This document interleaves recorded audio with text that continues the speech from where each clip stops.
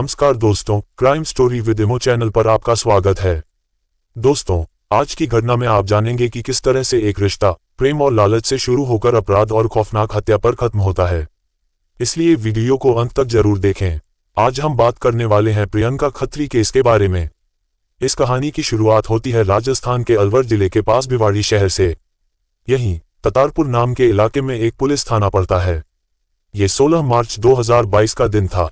किसी राहगीर ने ततारपुर पुलिस स्टेशन में फोन करके बताया कि इंदिरा बस्ती के पास वाले पुलिया के नीचे कोई अजीब चीज पड़ी है। वहां प्लास्टिक का बोरा है और बोरे से लाल रंग का रक्त जैसा पदार्थ रिस रहा है। बोरे के अंदर कोई बड़ी और वजनदार चीज लग रही है। वैसे वह इलाका काफी सुनसान रहता था और बहुत कम लोग पुलिया से होकर गुजरते थे। इत्तेफाक से उस दिन कोई राहगीर वहां से गुजरा। राहगीर की बातें सुनकर पुलिस चौकन्ना हुई और एक टीम को लेकर बताई गई जगह पर पहुंची। पुलिया के नीचे से उस बोरे को निकालकर ऊपर लाया गया। इसके बाद बोरा खोला गया। जैसे ही बोरा खुला, पुलिस वालों सहित आसपास के लोग भी डर गए। बोरे के अंदर एक लड़की का शव रखा हुआ था और शव बिल्कुल सही सलामत था। चेहरा भी पहचानने लायक था। पुलिस ने शव के आसपास और जहां से यह पाया गया था वहां छानबीन की ताकि कहीं से कोई आईडी प्रूफ या डॉक्यूमेंट मिल जाए, लेकिन ऐसा कुछ नहीं मिला। इसके बाद पुलिस ने शव को ततारपुर सीएससी गवर्नमेंट हॉस्पिटल भेज दिया। अभी पोस्टमार्टम नहीं हुआ था। पहले पुलिस लड़की की पहचान और उसके परिजनों का पता लगाने की कोशिश कर रही थी। लड़की के चेहरे और शरीर से ये लगा कि उसकी उम्र लगभग 27 से 30 साल के आसपास रही होगी। पुलिस शव मिलने के आसपास के गांवों में लड़की की फोटो दिखाकर पूछताछ करने लगी, लेकिन कोई भी लड़की को पहचान नहीं रहा था। पुलिस ऐसे ही गांव-गांव जाकर पूछताछ कर रही थी। अगले दिन यानी 17 मार्च को पुलिस ने महिला की खबर और उसकी एक फोटो सभी लोकल न्यूज़पेपर में छपवाई ताकि अगर कोई उसे जानता हो तो पुलिस से संपर्क करे। फिर भी कोई सामने नहीं आया। लड़की का नाम क्या है, वह कहां से आई है, उसके घर वाले कहां हैं, पुलिस को कोई जानकारी नहीं थी। और अब तक महिला का शव भी हॉस्पिटल में पड़ा हुआ था। नियम के तहत शव मिलने के 48 घंटे के अंदर पोस्टमार्टम कराना जरूरी था। कोई घरवाले तो मिल नहीं रहे थे, इसलिए पुलिस को मजबूरन खुद ही पोस्टमार्टम कराना पड़ा।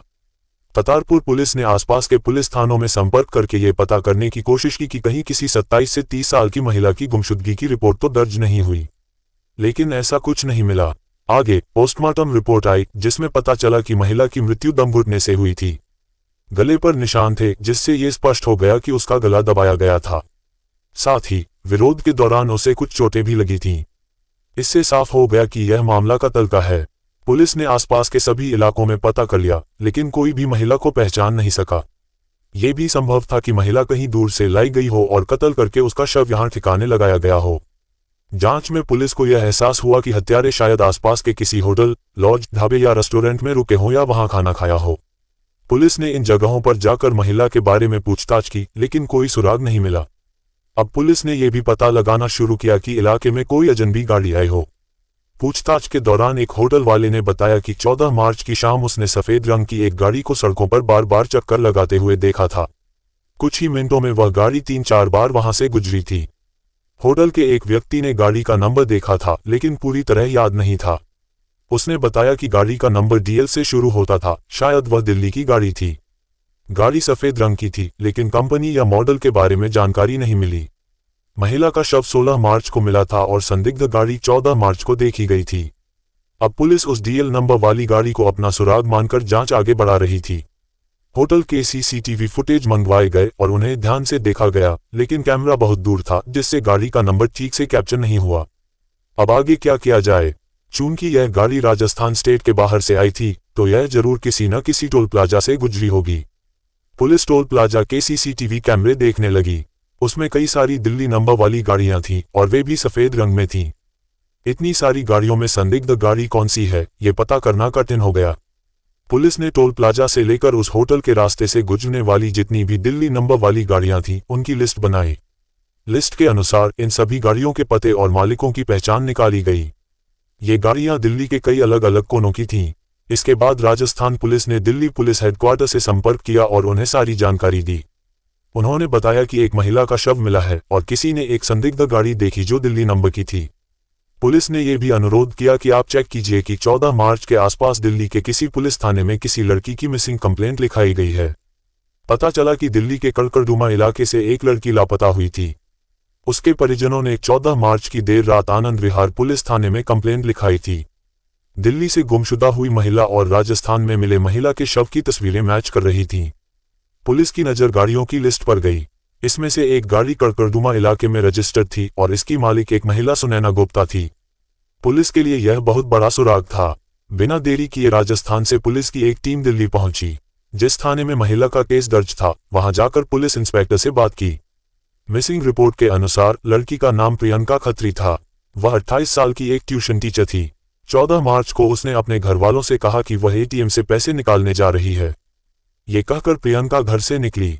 दोपहर से शाम और फिर रात हो गई, लेकिन प्रियंका घर नहीं लौटी। देर रात तक घरवालों ने नजदीकी पुलिस स्टेशन जाकर मिसिंग कंप्लेंट लिखवा दी। अब राजस्थान पुलिस दिल्ली पुलिस की मदद से प्रियंका के घर गई। घरवालों से पूछताछ की गई। उन्होंने वही बात बताई जो मिसिंग कंप्लेंट में बताई थी। चूंकि यह केवल कुछ ही मिनटों का काम था, प्रियंका अपने साथ कोई फोन लेकर नहीं गई थी। प्रियंका जगह जगह जाकर बच्चों को ट्यूशन पढ़ाती थी।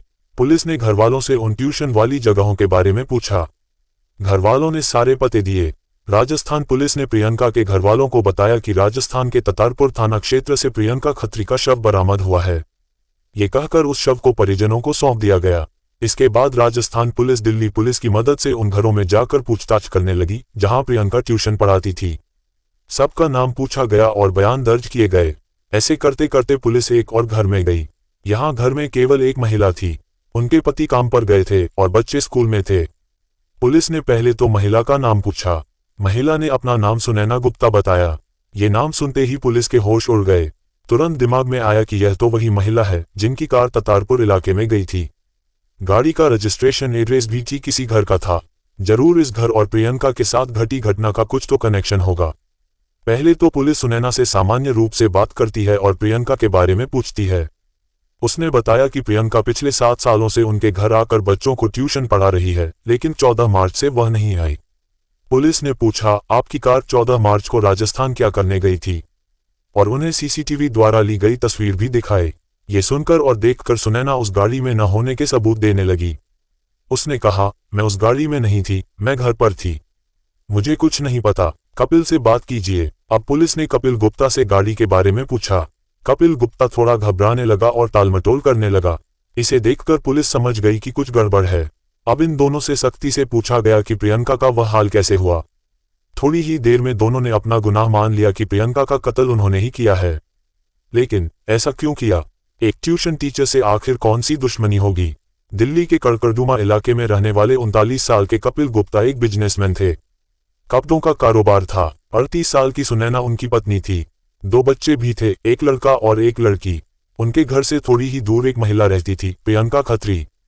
प्रियंका 21 साल की उम्र से ही सुनैना और कपिल के घर बच्चों को ट्यूशन पढ़ाने लगी।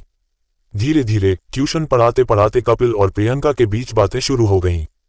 जिस वक्त प्रियंका घर पर आती थी ट्यूशन पढ़ाने के लिए, उस वक्त सुनैना किसी काम से बाहर जाती थी। इस तरह कपिल गुप्ता खुलकर बातें कर पाता था। बच्चे छोटे थे तो उन्हें इन सब बातों की कोई समझ नहीं थी। ट्यूशन पढ़ाते हुए प्रियंका को यहाँ 2 साल भी नहीं हुए थे कि कपिल और उसके बीच रिश्ते बन गए। कपिल प्रियंका को अलग से पैसे भी देने लगा। उसके घर वालों को भी कोई भनक नहीं थी। वे सोचते थे कि बेटी ट्यूशन पढ़ाती है तो अपने ही पैसे होंगे। कपिल अब एक एक्स्ट्रा मैरिटल अफेयर में था। उसकी पत्नी सुनैना को भी इस बात की कोई भनक नहीं थी। ऐसे ही समय बीत रहा था।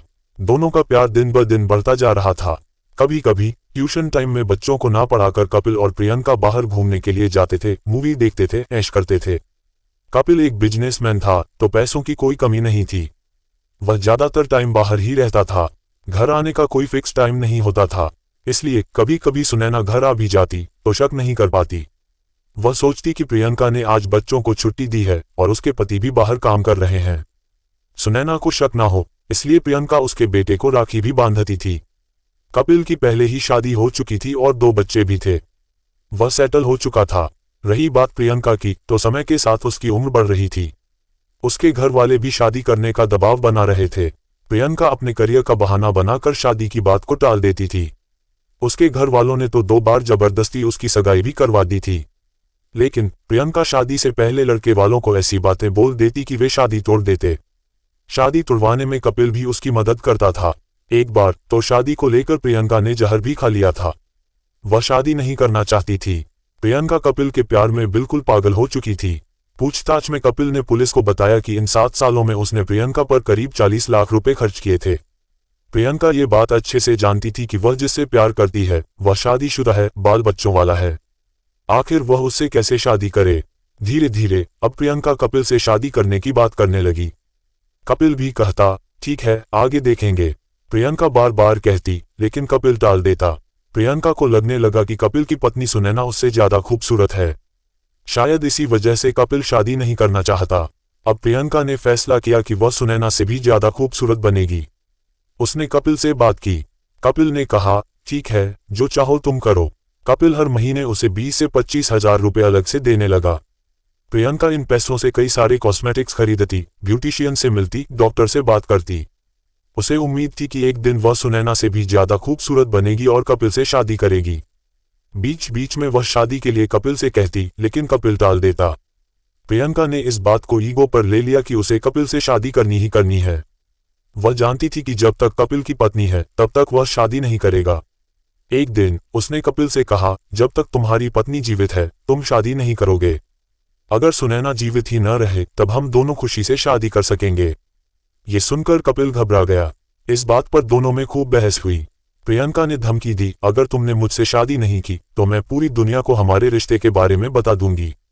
ये बात 2021 के आखिरी महीनों की है। कपिल ने प्रियंका को बहुत समझाया कि ऐसा मत करो, हमारा परिवार तबाह हो जाएगा। अंत में प्रियंका ने कहा, ठीक है, किसी को नहीं बताऊंगी, लेकिन अब मुझे तुम्हारी जिंदगी से जाने के लिए 50 लाख रुपए चाहिए। अगर नहीं दिए तो मुझे सबको बताना पड़ेगा। कपिल 50 लाख देने को राजी हो गया, लेकिन कपिल के सामने 2 समस्याएं थीं, या तो अपनी प्रेमिका को 50 लाख दे या फिर अपनी पत्नी का कत्ल कर प्रेमिका से शादी कर ले। उसकी जिंदगी भर की कमाई बच जाएगी। कपिल ने तीसरा रास्ता अपनाया। उसने अपनी पत्नी को प्रियंका और अपने रिश्ते के बारे में सब कुछ बता दिया। सुनैना पहले बहुत गुस्सा करती है। वह कहती है, 7 सालों से तुम दोनों का अफेयर चल रहा था और मुझे भनक तक नहीं। ऊपर से तुमने इतने सारे पैसे उस पर उड़ाए, और वह लड़की मेरा कत्ल करने की भी बात कह रही थी। यहीं से कहानी में ट्विस्ट आता है। जिस प्रेमिका ने बोला कि पत्नी का कत्ल कर दो, उसी पत्नी ने कहा कि प्रेमिका का कत्ल कर दो, क्योंकि अगर एक बार इसको 50 लाख दिए तो कुछ टाइम के बाद वह वापस से ब्लैकमेल करेगी। केवल एक ही रास्ता है कि उसको रास्ते से हटा दें, हमेशा के लिए। वह चली भी जाएगी और पैसे भी बच जाएंगे। कपिल को अपनी पत्नी के आइडिया में दम लगा। अब ये दोनों मिलकर प्रियंका को रास्ते से हटाने का प्लान बनाने लगे। इसमें इन्होंने 2 नौकर, राजकिशोर और सचिन, को शामिल कर लिया। 14 मार्च 2022 की सुबह से ही कपिल अपने दोनों नौकर, राजकिशोर और सचिन, को शराब पिला रहा था। दोपहर में कपिल नौकरों को कार की पिछली सीट पर बिठा के खुद गाड़ी चलाकर मेन रोड तक जाता है। गाड़ी रोड पर रोककर इसने प्रियंका को कॉल किया। बोला कि कुछ काम है, जल्दी से आओ। प्रियंका को लगा कि कपिल पैसे लेकर आया है, इसीलिए अपने घर वालों को झूठ बोलती है कि एटीएम से पैसे लेने जा रही हूं। ये कहकर वह रोड पर गई। फोन को इसने घर पर ही छोड़ दिया। प्रियंका गाड़ी में ड्राइवर की बगल वाली सीट पर बैठ जाती है और गाड़ी चल पड़ी। कपिल ने कहा, हम घूमने चल रहे हैं। इसके बाद ये लोग सीधे दिल्ली से राजस्थान निकल जाते हैं। जानबूझकर कपिल गाड़ी थोड़ी धीमी चला रहा था ताकि वहां जाते जाते शाम होने लगे। जब लगा कि रोड पर लोग कम दिख रहे हैं तब कपिल ने भजन लगाया। वॉल्यूम फुल कर दिया ताकि अगर प्रियंका चीखे चिल्लाए तो आवाज दब जाए। भजन लगाने की वजह यह थी कि किसी को कार पर शक ना हो, लगे कि इसमें शरीफ लोग बैठे हैं, कोई फैमिली घूमने के लिए निकली है। अगर कोई और गाना बजाते तो आसानी से लोगों की नजर पड़ जाती। लगता कि शराब पीकर लड़के घूम रहे हैं, शायद पुलिस भी रोक ले। भजन लगाते ही पीछे से दोनों नौकरों ने प्रियंका पर हमला कर दिया। गाड़ी चल रही थी, प्रियंका दोनों का विरोध कर रही थी और चीख चिल्ला रही थी, लेकिन वे दोनों नौकर इस पर हावी हो जाते हैं। उन्होंने गला पकड़ लिया। कुछ ही देर में प्रियंका दम तोड़ देती है। वैसे ये लोग पूरी तैयारी के साथ आए हुए थे। इन्होंने गाड़ी के अंदर ही प्रियंका को प्लास्टिक के बोरे में पैक कर दिया। अब ये लोग जगह ढूंढने लगे कि शव को कहां पर फेंके। ढूंढते ढूंढते ये पहुंचे एक पुलिया के पास। वह जगह भी बहुत सुनसान था, सन्नाटा था, अंधेरा भी हो ही रहा था। इन तीनों ने मिलकर बोरे को पुलिया से नीचे फेंक दिया। ये तीनों सुबह से ही भूखे प्यासे गाड़ी में घूम रहे थे। इसके बाद ये लोग एक रेस्टोरेंट में जाते हैं, वहां पर खाना खाते हैं। खाने के बाद इन्होंने गाड़ी से एक रोड पर कई चक्कर काटे, जैसे कि यह लोग घूमने के लिए निकले हों, ताकि किसी को शक न हो कि इन्होंने कोई कांड किया है। पर जैसा इन्होंने सोचा था उसका उल्टा होता है। जिस रोड पर इन्होंने चक्कर काटे वहीं एक होटल था, वहां के एक स्टाफ ने गाड़ी को देख लिया। उसकी गाड़ी पर केवल इसलिए नजर पड़ी क्योंकि उसने कुछ ही मिनटों में कई चक्कर काटे थे। अगर इन लोगों ने ऐसा नहीं किया होता तो शायद उस आदमी की नजर गाड़ी पर ना पड़ती। पुलिस का भी कहना था कि यहीं से उन्हें सुराग मिला, वरना ये केस सॉल्व नहीं हो पाता। इसके बाद पुलिस ने आनंद विहार, गांधीनगर, करावल नगर और गाजियाबाद, उत्तर प्रदेश से सुनैना, कपिल, राजकिशोर और सचिन को अरेस्ट कर लिया। तो दोस्तों, ये था प्रियंका खत्री केस। इस घटना पर आपकी क्या राय है, हमें कमेंट बॉक्स में जरूर बताएं। अगर हमारी मेहनत पसंद आई हो तो वीडियो को एक लाइक करके शेयर भी करें ताकि ऐसी घटनाओं से और भी लोग जागरूक हो सकें। अगर आपने अभी तक हमारे चैनल को सब्सक्राइब नहीं किया है तो हमारे channel crime story with Emo को सब्सक्राइब जरूर कर लें, क्योंकि इस तरह की घटनाएं हम हमेशा लाते हैं। धन्यवाद।